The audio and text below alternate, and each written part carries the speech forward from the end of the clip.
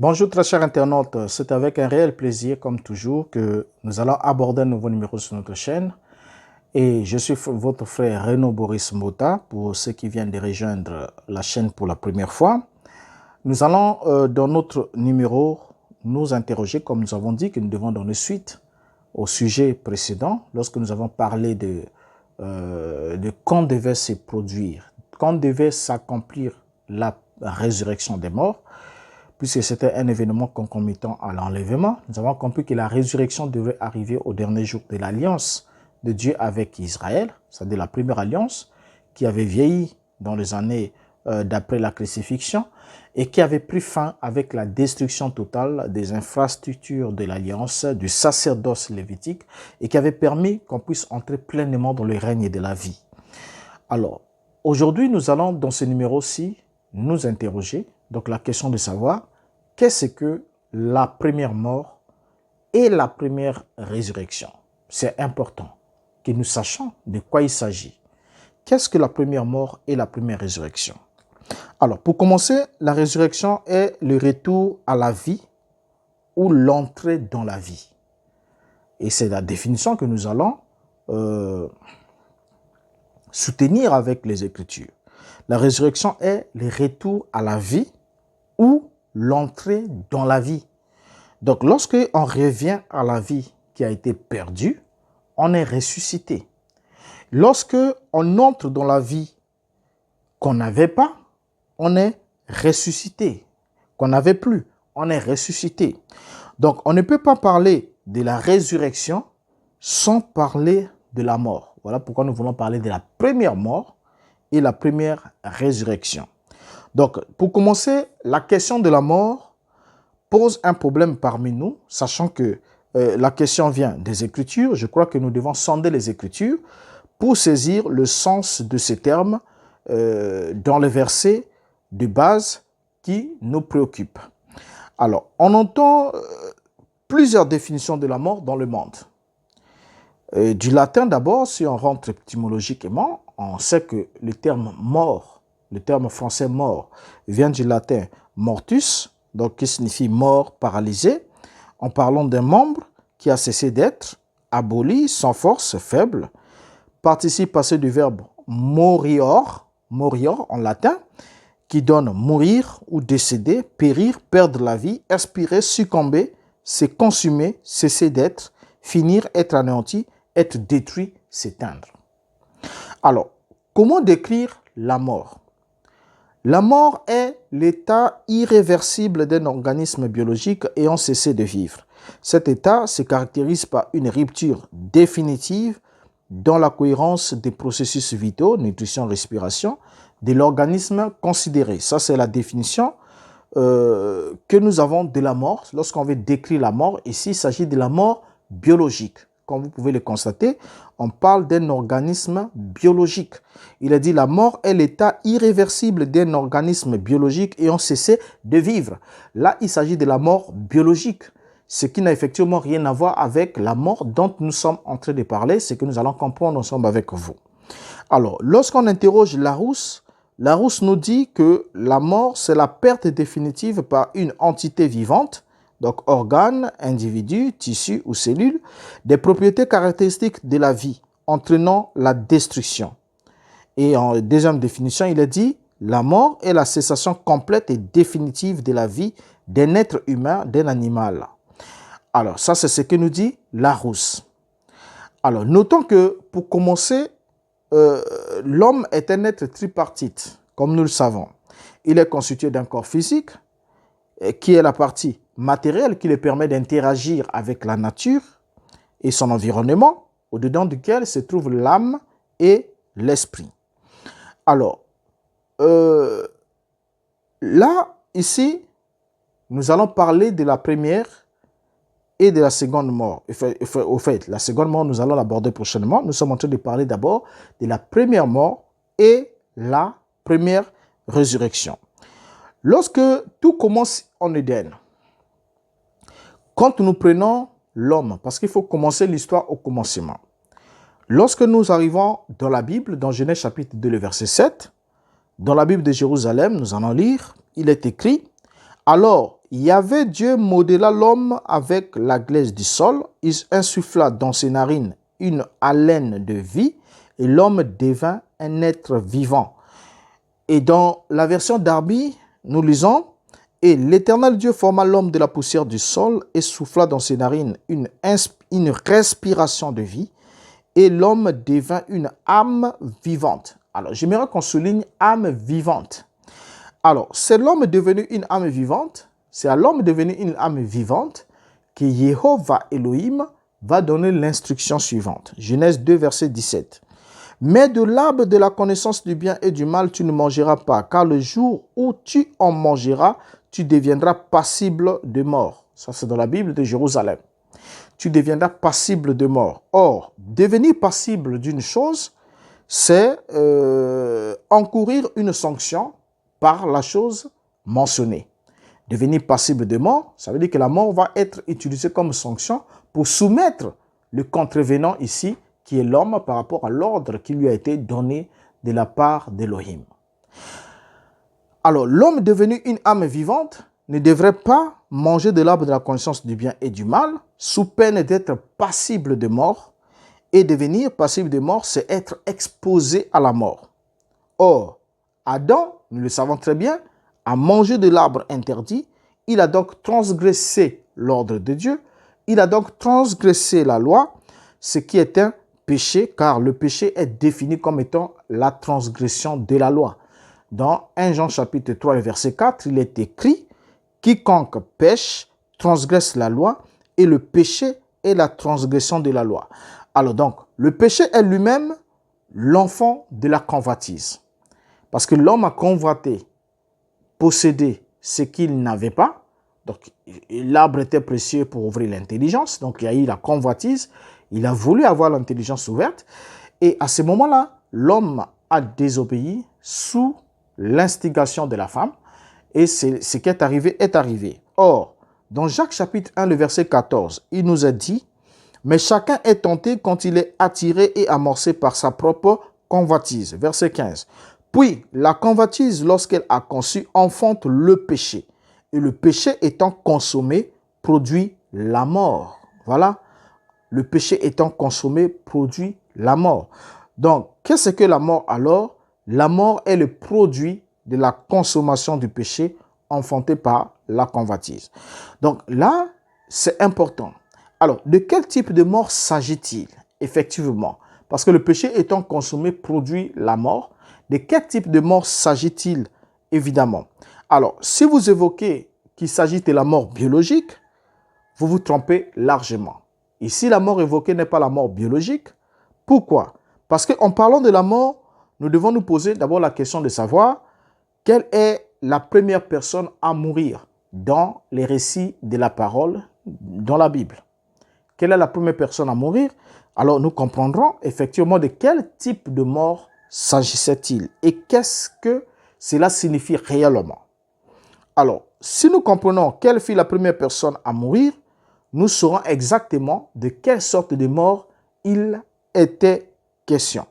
Soulignons que lorsque Dieu évoque la mort biologique, c'est après le procès d'Adam. C'est après le procès d'Adam, suite à sa transgression, que Dieu va le dire dans Genèse 3, verset 19. « C'est de la sueur de ton visage que tu mangeras du pain jusqu'à ce que tu retournes dans la poussière d'où tu as été pris, car tu es poussière et tu retourneras dans la poussière. » Or, nous savons que Adam fut la première personne à mourir.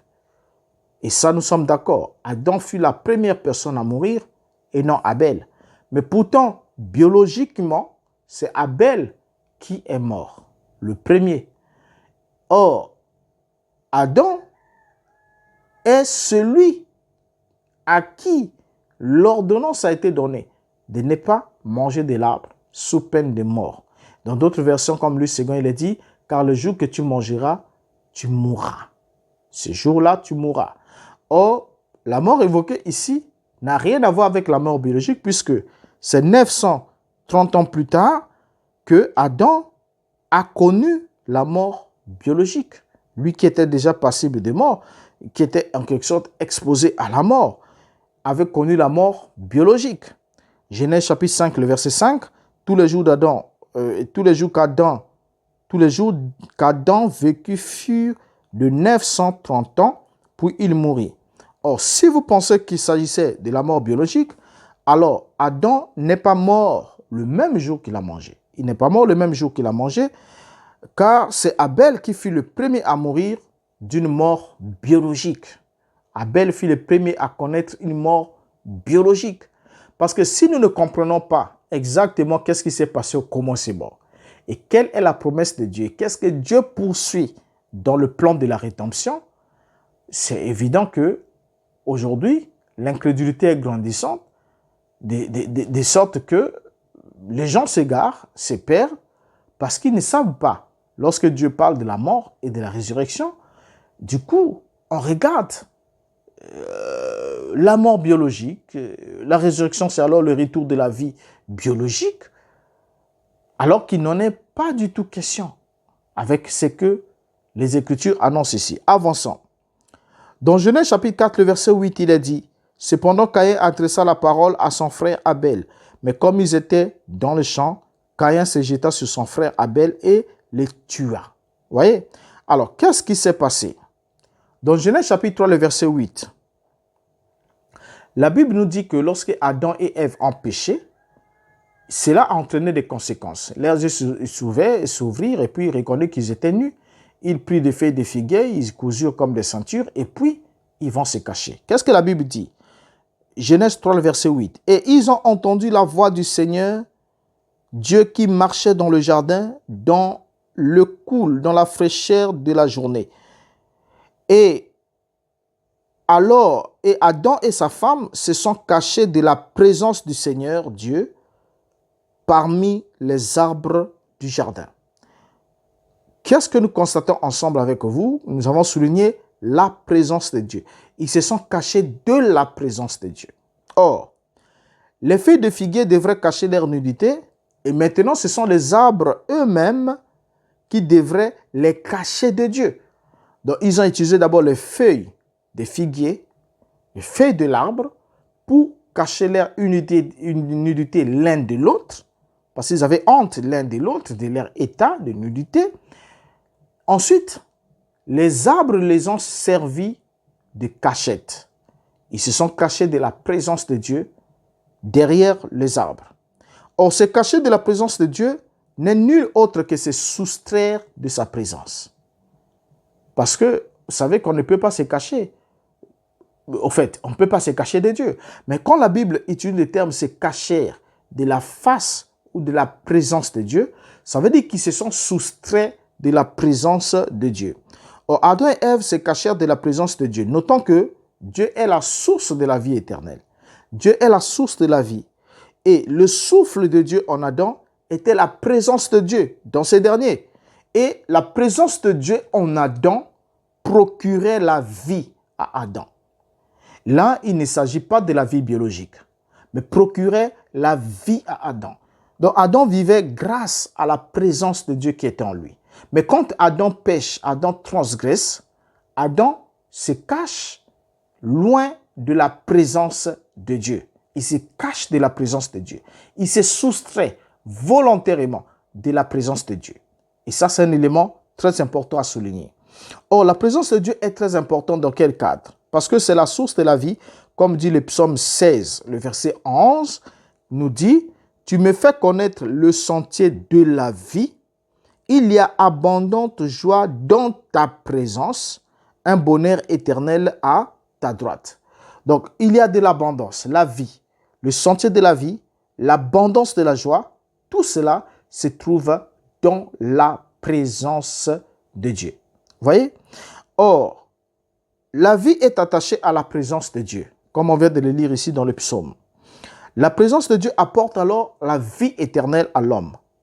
Parce que, après tout, Dieu lui-même est la source de vie. Ça, nous ne pouvons pas en discuter. Dieu est la source de vie. Donc, le fait pour Adam d'avoir essayé de se cacher de la présence de Dieu avait fait qu'Adam puisse se soustraire de la vie. Se soustraire de la vie éternelle. Se soustraire de la présence de Dieu.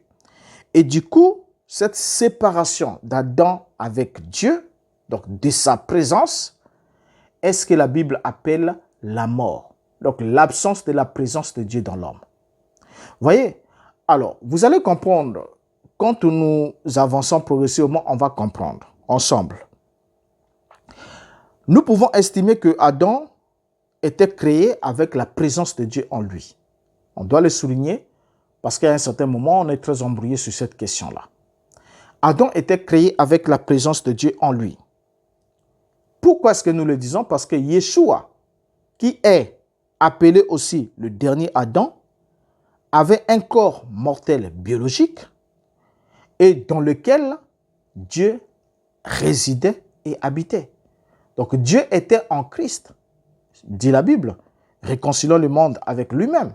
Or, le fait pour Adam, pour Christ d'avoir Dieu dans son corps mortel biologique et physique, était un témoignage que Adam, le tout premier avant la transgression, avant de se soustraire de la présence de Dieu, avait aussi Dieu en lui. Vous voyez? Alors, dans 1 Corinthiens chapitre 15, le verset 45, la Bible nous dit, « C'est pourquoi il est écrit, le premier Adam, le premier homme Adam, devint une âme vivante. Le dernier Adam est devenu un esprit vivifiant. » Voilà. Donc ça, c'est le devenir de chacun d'eux.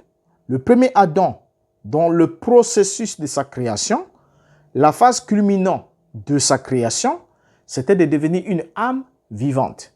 Donc la manifestation de la vie de Dieu dans la forme biologique. Mais or, le second Adam est devenu un esprit vivifiant. En d'autres termes, la phase culminante de la fin du processus, du processus de sa manifestation, c'est de devenir un esprit vivifiant, donc un esprit qui donne la vie.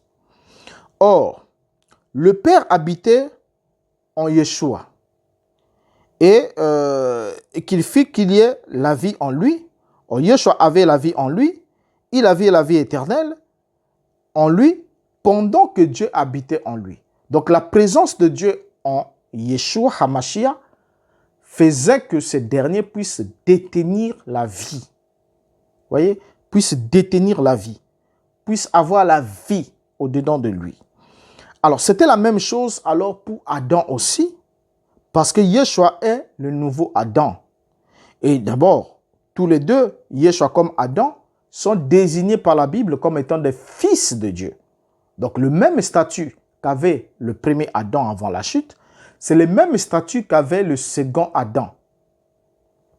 Luc chapitre 3, le verset 38 nous dit, « Fils d'Enoch, fils de Seth, fils d'Adam, fils de Dieu. » Et dans Marc chapitre 1, le verset 1, il a dit, « Commencement de l'évangile de Jésus-Christ, fils de Dieu. » Donc, Adam et Yeshua avaient la même composition, un corps de chair et la présence de Dieu au-dedans de lui.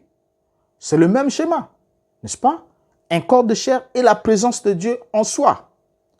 Or, en mangeant de l'arbre interdit, Adam quitta la présence de Dieu où il y avait la vie pour se retrouver dans le royaume de la mort. Parce que le contraste est clair. Une fois que vous quittez la vie, vous ne pouvez pas quitter la vie et aller nulle part que dans le royaume de la mort.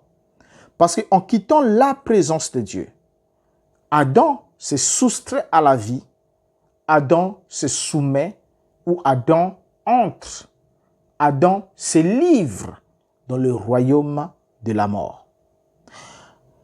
Et quand Adam se livre dans le royaume de la mort, donc, cela est un témoignage de la suppression de la présence de Dieu dans l'homme. Et c'est ce que la Bible appelle alors la première mort. La suppression de la présence de Dieu dans l'homme, c'est la première mort. Ce sont des termes bibliques, hein? La première mort. Et si nous le présentons avec les Écritures pour que nous comprenions le fond. Lorsque on lit alors les Écritures, on va se rendre compte que depuis Adam, les hommes naissent sans la présence de Dieu en eux, ce qui les soumet à la mort, qui est l'absence de la vie éternelle. La mort ici, c'est l'absence de la vie éternelle. Ça n'a rien à voir avec une mort biologique. C'est l'absence de la vie éternelle à cause de l'absence de la présence de Dieu dans l'homme. C'est dans ce cas que se trouvaient ceux de l'église de Sardes, lorsque Yeshua leur dit, vous passez pour être vivants, mais alors que vous êtes morts. Donc en apparence, il se disait qu'ils étaient vivants, mais alors qu'ils étaient morts, en d'autres termes, ils n'étaient pas encore passés de la mort à la vie. En d'autres termes, ils ne marchaient pas à la suite du Mashiach jusqu'à ce qu'ils soient reconnectés à la source de la vie qui était Elohim. Et on va y rentrer dans les détails quand on va parler de comment s'est réalisée la première résurrection. Alors, qu'est-ce que le Mashiach a enseigné au sujet de la première résurrection? Puisque nous venons déjà de comprendre ensemble avec vous que la mort, c'est le retranchement de la présence de Dieu. La mort, c'est la suppression de la présence de Dieu dans l'homme. La suppression de la présence de Dieu dans l'homme, c'est ça la mort, qui donne l'idée de la séparation. Parce que l'homme, il a cette suppression de la présence de Dieu dans l'homme, a produit la séparation entre l'homme et Dieu. C'est comme dans la mort biologique. La mort biologique emmène la séparation parce que quand la vie, aujourd'hui vous m'écoutez, vous me suivez, nous pouvons parler ensemble, on peut communier parce que j'ai la vie biologique et mortelle. Mais une fois que cette vie s'en va, ce manteau de chair ne servira plus à rien qu'à être jeté quelque part. Voilà, c'est fini. À être jeté quelque part et c'en est fini. Vous voyez? Pourquoi? Parce que cela amène la séparation. Pourquoi? Parce que quand il n'y a pas la vie mortelle au-dedans de soi, celui qui perd la vie mortelle ne peut plus être en communion avec ceux qui détiennent encore cette vie. Et du coup, ils doivent le prendre et lui changer de demeure, lui changer de local. Et c'est comme ça qu'on vous prend, après la chambre mortuaire, on vous emmène quelque part dans un cimetière et on vous cache là-bas. Pourquoi? Parce qu'il n'y a pas de communion entre ceux qui ont la vie et ceux qui n'en ont plus. Et c'est la même chose qui s'est passée entre l'homme et Dieu. Lorsque l'homme connaît la suppression de la présence de Dieu en lui, l'homme meurt. C'est à ce moment-là qu'on parle de la première mort. Alors, s'il y a première mort, ça veut dire qu'il y a la seconde mort, c'est ce que nous allons évoquer plus tard. Mais ici, nous allons alors comprendre qu'est-ce que le Mashiach a enseigné au sujet de la première résurrection. Parce qu'on a dit qu'on ne peut pas comprendre la première résurrection si on ne comprend pas d'abord ce que c'est la première mort. Donc la première mort, nous le retenons, c'est la suppression de la présence de Dieu dans l'homme. C'est ça le terme. Alors, la résurrection, par contre, est définie comme étant le passage de la mort à la vie. C'est en d'autres termes une transition. Donc, c'est le fait de transiter de la mort à la vie. Or, Yeshua a parlé de deux sortes de résurrection. Donc, il a parlé de la première résurrection, il a parlé de la seconde résurrection. Et nous allons, dans certains numéros, développer. Et ici, nous parlons d'abord de la première résurrection. Dans Jean chapitre 5, le verset 24, nous lisons Yeshua dire ceci. En vérité, je vous le dis, celui qui écoute ma parole et qui croit à celui qui m'a envoyé a la vie éternelle et ne vient point en jugement, mais il est passé de la mort à la vie. Voilà, dans ces versets, Yeshua donne clairement la définition de la résurrection comme étant la transition de la mort à la vie. Vous voyez? La transition de la mort à la vie.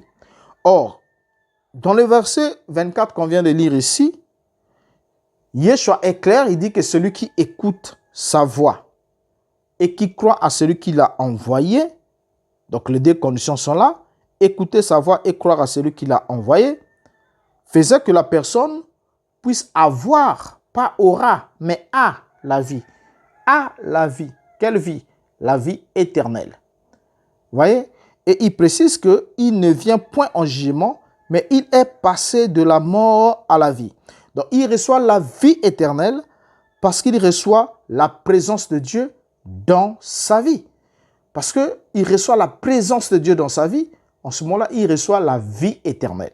Or, quand il reçoit la vie éternelle, Yeshua dit qu'il est ressuscité. Il est passé de la mort à la vie.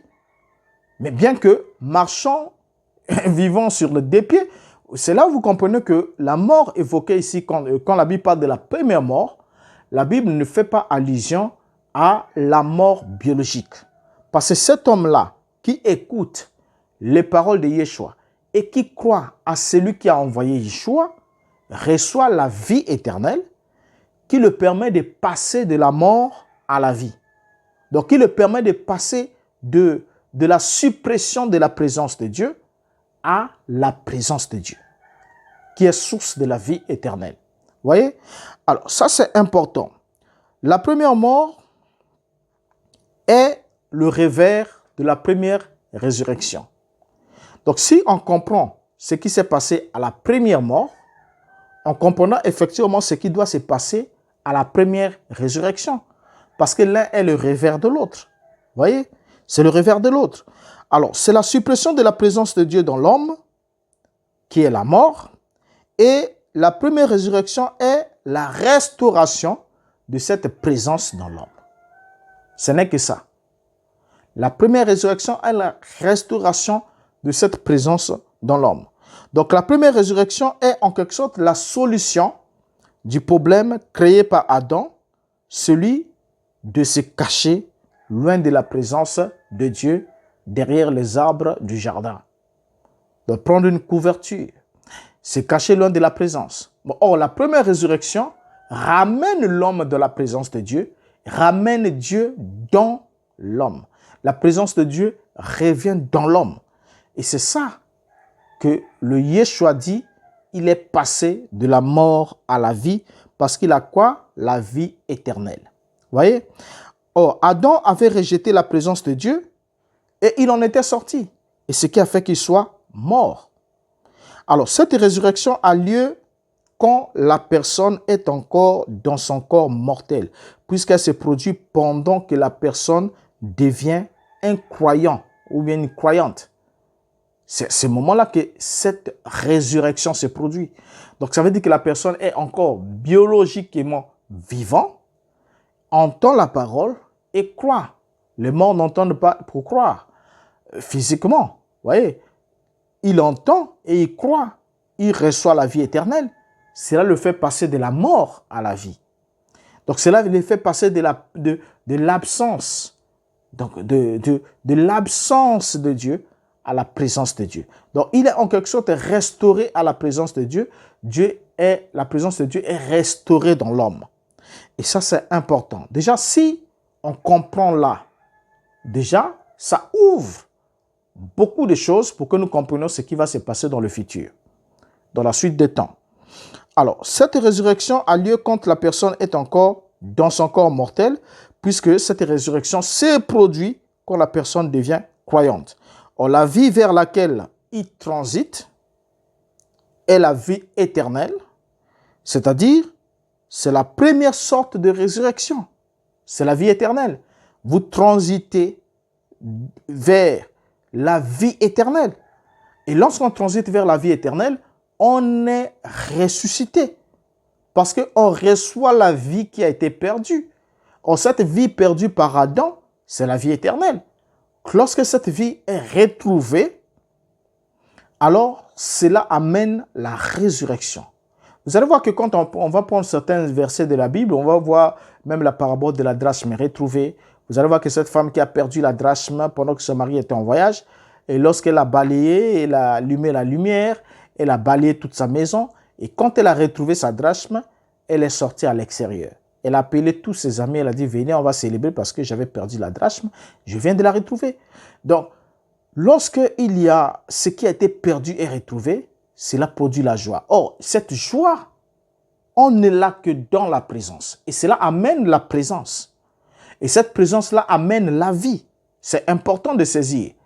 Les paroles de Yeshua, ce qu'il donnait même comme parabole, comme élément, c'était pour spécifier des vérités profondes. Or, nous, au niveau de l'Église, on nous avait toujours enseigné que la résurrection, ça veut dire que les tombes vont s'ouvrir. Certains disent non, les tombes ne vont pas s'ouvrir. Mais écoutez, la première résurrection, c'est que quand Christ vient de sa seconde venue, il y a la première résurrection, c'est-à-dire les morts en Christ vont ressusciter, ils vont sortir, d'autres disent ils vont revenir même à la maison, chacun de nous va les voir, on va les reconnaître, d'autres, non. Il y a beaucoup de théories qui se passent tout autour. Comme si Yeshua ou Elohim avait intérêt avec le corps biologique qui n'est que poussière, qui doit retourner à la poussière. Mais alors que lui parlait d'autre chose. Mais les hommes étant trop charnels et n'ayant pas compris. Vous allez me dire, mais qu'en est-il de la résurrection de Lazare, du fils de la veuve de Sérepta, les résurrections de l'Ancien Testament, tout comme les trois rapportées dans le Nouveau Testament et celle qui est rapportée dans les Actes des Apôtres, tout ça là. Mais c'est des gens qui étaient revenus. Ça, on va les comprendre. Mais ce que vous devez d'abord notifier, c'est que la résurrection de Lazare et la résurrection de la fille de Jairus ainsi que les autres résurrections n'étaient que l'ombre de la résurrection de Mashiach. Ce n'était pas des résurrections parfaites. Ce n'était pas la véritable résurrection parce que c'était le retour de la vie physique, de la vie mortelle dans le corps mortel. Vous voyez? C'est la vie mortelle qui revient dans le corps mortel. Or, la résurrection évoquée par Yeshua ici, qui est la première, ce n'est pas la vie mortelle qui revient dans le corps mortel, mais c'est la vie immortelle qui est reçue pendant que l'individu vit encore dans le corps mortel. C'est ce que Adam avait avant qu'il ne transgresse. C'est ce que le Mashiach avait pendant qu'il marchait là et qu'il disait « Le Père est en moi ». Vous voyez? Je ne suis pas seul car le Père qui m'a envoyé est en moi, est avec moi. Donc la présence de Dieu était là. Ce qui faisait que Yeshua pouvait dire « Je suis la résurrection et la vie ». Il était la vie éternelle offerte aux hommes pendant qu'il marchait là. Vous voyez? Donc, c'est des points très importants à saisir. Et lorsqu'on arrive au verset 25 de Jean chapitre 5, la Bible dit « En vérité, je vous le dis, l'heure vient et elle est déjà venue où les morts entendront la voix du Fils de Dieu et ceux qui l'auront entendu vivront. » Alors, ça aussi c'est important. Il dit « L'heure vient et elle est déjà venue. » Donc là, pour montrer que l'événement évoqué ici n'est pas dans un futur. L'heure vient, oui, c'est le futur. Elle est déjà venue. Ça veut dire que ce n'est plus à attendre. Ou quoi? Les morts entendront la voix du Fils de Dieu. Les morts ici, il n'est pas question de gens qui sont dans la tombe. Parce que ceux qui sont dans la tombe n'entendent pas la voix. Voilà, il ne s'agit pas d'eux ici. Il s'agit de ceux qui entendent et qui croient. C'est ceux qui sont évoqués. Ce n'est qu'une explication complémentaire de Jean chapitre 5, le verset 24. Il s'agit d'entendre, d'écouter la voix de Yeshua, de croire en celui qui l'a envoyé. Ensuite, vous avez la vie éternelle. Vous voyez? Alors, il a dit, ceux qui l'auront entendu vivront. Vivront. Donc, entreront dans la vie. Il n'a pas dit revivront, mais entreront dans la vie. Vivront. Donc, ils auront quoi? La vie éternelle. Or, la vie éternelle est cette vie qu'ils n'avaient pas pendant qu'ils marchaient. Or, les gens disent, écoutez, frère, ils doivent ressusciter comme Mésédée, tout ça là. Donc, enfin, comme Lazare et tout. Mais la question qu'on doit se poser, où se trouve Lazare? Est-ce que après la résurrection de Lazare, où s'en est-il allé? Et ça, on le comprendra bien par la suite des temps, puisque la Bible est claire. Le Christ est ressuscité des morts, ne meurt plus. Parce que la sorte de résurrection de Mashiach, une fois qu'on l'a, on ne peut plus mourir. Même déjà là, mourir, la définition même de la mort surprend même certains, parce que au niveau de la religion, tout ça, on nous disait toujours que la mort, c'est l'extension, c'est quand vous perdez la vie biologique, hein, ça, vous êtes mort. Et du coup, lorsqu'on parle de la résurrection, ça veut dire que la vie revient dans votre corps biologique. Et puis voilà, vous vous remettez sur pied. On dit qu'il est ressuscité.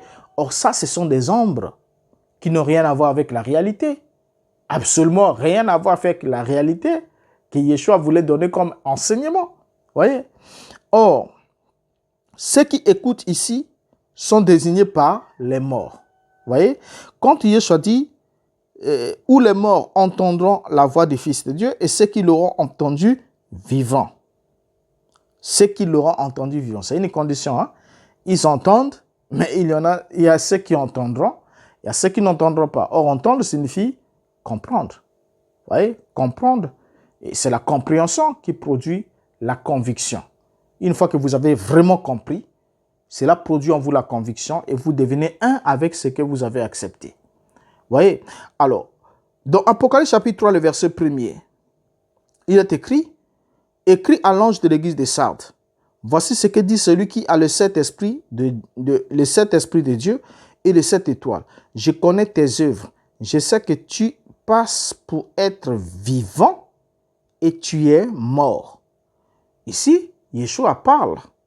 Or, ce que Yeshua désigne par mort, c'est l'absence de la vie éternelle. Ce n'est pas l'absence de la vie biologique. Voilà, c'est l'absence de la vie éternelle que Yeshua appelle par la mort. Vous voyez?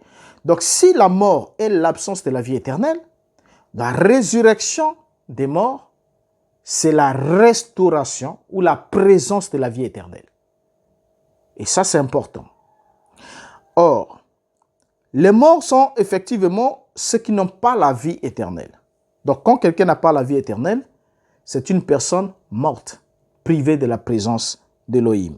Toute l'humanité à l'extérieur de Mashiach est réellement morte parce qu'elle ne possède pas la vie éternelle. Donc, jusqu'à ce que Yeshua arrive, l'humanité entière était totalement morte. Pourquoi est-ce qu'elle était morte? Parce qu'elle ne possédait pas la vie éternelle. Alors, c'est quand on écoute la voix de Yeshua et on croit à celui qui l'a envoyé, qu'on reçoit alors la vie éternelle et cela permet alors de passer de la mort à la vie.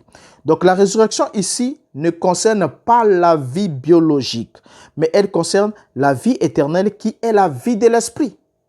Or, la vie biologique, c'est la vie de la chair, c'est la vie du corps, c'est la vie de la chair. Or, la vie éternelle, c'est la vie de l'esprit. Ça n'a rien à voir, il n'y a aucun rapport entre les deux. Vous voyez? Or, l'église de Sardes, que nous venons de lire plus haut, Yeshua leur dit à celui-ci qu'il n'avait pas la vie éternelle, il était mort. Il lui souligne juste qu'il n'avait pas la vie éternelle et il l'appelle mort. C'est un langage pour lui dire que ce dernier n'avait pas la vie éternelle. Or, lorsqu'on prend Jean chapitre 5, le verset 25, « En vérité, je vous le dis, l'heure vient et elle est déjà venue où les morts entendront la voix du Fils de Dieu et ceux qui l'auront entendu vivants. » On voit bien que, par ce passage, que Yeshua ne parle pas ici des morts qui sont dans la tombe, mais il s'agit des êtres biologiquement vivants, mais dépourvus de la vie éternelle. Donc, il les appelle des morts. Ils sont biologiquement vivants, mais dépourvus de la vie éternelle. Alors, c'est quand ils écoutent la parole du Mashiach et croient à celui qui l'a envoyé qu'ils reçoivent automatiquement la vie. Ils reçoivent automatiquement la vie. À l'exemple, je crois que vous vous souvenez du fils prodigue, de la parabole rapportée par Yeshua. Lorsqu'on prend le verset 15, le chapitre 15 de Luc et le verset 13, la Bible dit « Peu de jours après, le plus jeune fils, ayant tout ramassé, partit pour un pays éloigné, où il dissipa son bien en vivant dans la débauche. » Qu'est-ce qu'on constate ici? Le jeune fils qui avait demandé sa part d'héritage, quand la part d'héritage lui a été donnée, la Bible précise que peu de jours après, ayant tout ramassé, donc il a pris tout ce qui devait lui revenir en héritage, partit pour un pays éloigné où il dissipa son bien en vivant dans la débauche. L'action ici, c'est quoi? Il prend l'héritage. Deuxièmement, il part pour un pays éloigné. Vous voyez? Donc, il va s'éloigner de qui? De son père. Donc, il sort de la présence de son père. Il va loin de son père. Il sort de la présence de son père. Vous voyez? Et quand il arrive là-bas, étant sorti de la présence de son père, la conséquence, c'est quoi? C'est la vie débauchée. Il commence à vivre dans la débauche. Et la débauche qu'il manifestait, au fait, la débauche n'était que la manifestation de l'absence ou de l'éloignement de la présence du Père. Parce que quand il était dans la maison du Père et en présence de son Père, il ne menait pas ce genre de vie. Il ne posait pas ce genre d'actes. Voilà pourquoi dans votre vie, vous pouvez vous poser certaines questions. Mais pourquoi est-ce que pourquoi est-ce que je vis cette vie? Pourquoi est-ce que je fais ce que je fais? C'est juste un cri d'alarme que vous lance l'âme pour vous dire, attention, attention, vous êtes loin de la présence du Père. Et si vous êtes loin de la présence du Père, nous allons voir la conséquence plus bas. Voyez? Alors, il a dilapidé toute sa richesse et tout. Mais quand on va dans Luc chapitre 15 toujours, le verset 21 jusqu'au verset 24, qu'est-ce que nous lisons? Le fils lui dit, donc quand il revient vers son père, le fils lui dit, mon père, j'ai péché contre le ciel et contre toi.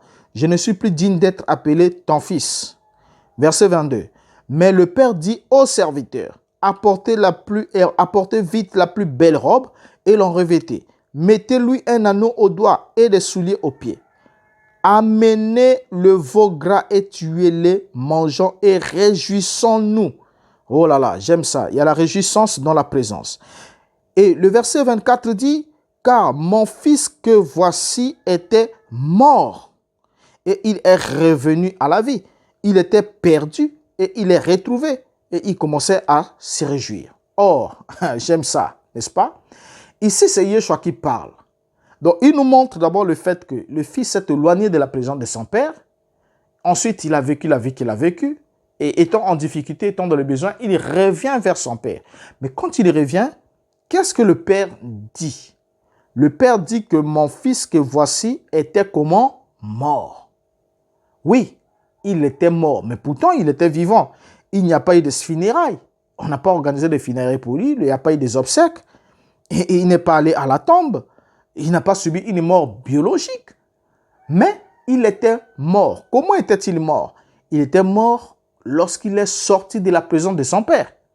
Lorsqu'il s'est éloigné de la présence de son père. C'est ça la mort. C'est cette distanciation spirituelle. Cette déconnexion avec le Père. Vous voyez? Afin que ce dernier se retrouve dans la mort. Et étant dans la mort, lorsqu'il revient, le Père dit, il était mort et il est revenu à la vie. Revenu à la vie, c'est revenir dans la présence du Père, parce que la vie était auprès du Père. Puisqu'il disait que même les mercenaires dans la maison de mon Père ont de quoi manger en abondance, mais moi ici, je souffre. Je retournerai chez mon Père et je lui dirai, Père, j'ai péché contre le ciel et contre toi, je ne suis plus digne d'être appelé ton fils, prends-moi juste comme ton serviteur. Parce que là où il était, c'était compliqué.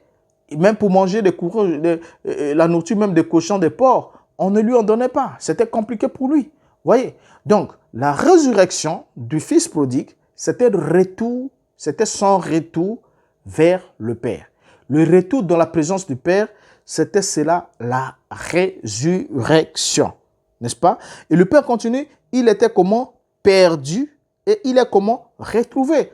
Voilà. Donc, quand quelqu'un dit, écoutez, j'étais perdu, mais maintenant je suis retrouvé, il ne sait pas qu'au fait, il est en train de dire, j'étais mort, mais maintenant je suis revenu à la vie. Or, il s'agit ici bien de la première mort et de la première résurrection. La première mort qui est la privation de la présence, l'éloignement de la présence de Dieu, la privation de la présence, la suppression de la présence de Dieu dans l'homme. C'est cela la première mort. Et la première résurrection, c'est la restauration de cette présence supprimée dans l'homme. Alors, sa mort, la mort de ses fils prodigues, c'était le fait que ce dernier s'était séparé de son père. Quand il s'est séparé de son père, il mourut. C'est simple. Il mourut. C'était exactement ce qui s'est passé avec Adam. Quand il se sépara de Dieu, Adam mourut. Voyez? Alors, comment est-il revenu à la vie, ce fils prodigue? C'est quand il est revenu dans la présence du Père. C'est aussi simple que ça. Lorsqu'il est revenu de la présence du Père, alors il est revenu à la vie. Parce que le Père est la source de vie. C'est le Père qui l'a donné la vie. C'est le Père qui l'a donné la naissance. Ça, c'est dans le cadre biologique. Voyez? Donc, la rupture des relations qu'il y avait entre lui et son Père avait entraîné le Fils de la mort, qui était la séparation avec la présence du Père. Voyez? Alors, la résurrection est quand nous revenons dans la communion avec notre Père. Voilà ce qu'on devait comprendre en tant peu de mots que cela soit sur la première mort et la résurrection, c'est-à-dire la première résurrection et quand est-ce que cela s'est produit. Alors, si vous avez aimé la vidéo, ne manquez pas de liker, Ne manquez pas de vous abonner sur la chaîne si ce n'est pas encore fait. Je suis votre frère Renaud Boris Mbota, je vous aime beaucoup. Laissez-nous un commentaire, priez pour nous, apportez aussi votre soutien, que ce soit logistique, financier, matériel et quel que soit le moyen que Dieu mettra à votre disposition. Cela sera vraiment les bienvenus et cela nous permettra d'aller très loin ensemble. Je vous prends congé pour ce numéro et vous donne rendez-vous pour le numéro qui suivra. En tout cas, ne le manquez pas. Nous allons continuer à parler de ces questions si sérieuses. Et à partir de ce moment, vous comprenez ce que c'est la première mort et la première résurrection, ce qui n'a rien à voir avec ce que nous savions au début, ce que l'Église nous a toujours mis dans la tête et ce que nous avons toujours comme compréhension. Mais maintenant, nous avons une compréhension claire. Ça nous permettra de comprendre encore plus clairement le reste des Écritures jusqu'à voir la réalisation de ces glorieuses promesses. Alors, je vous dis au revoir et vous prends rendez-vous pour la prochaine occasion. Je suis votre frère Renaud Boris Mbota. Jusqu'à ce qu'on se retrouve, que Dieu vous bénisse. Au revoir.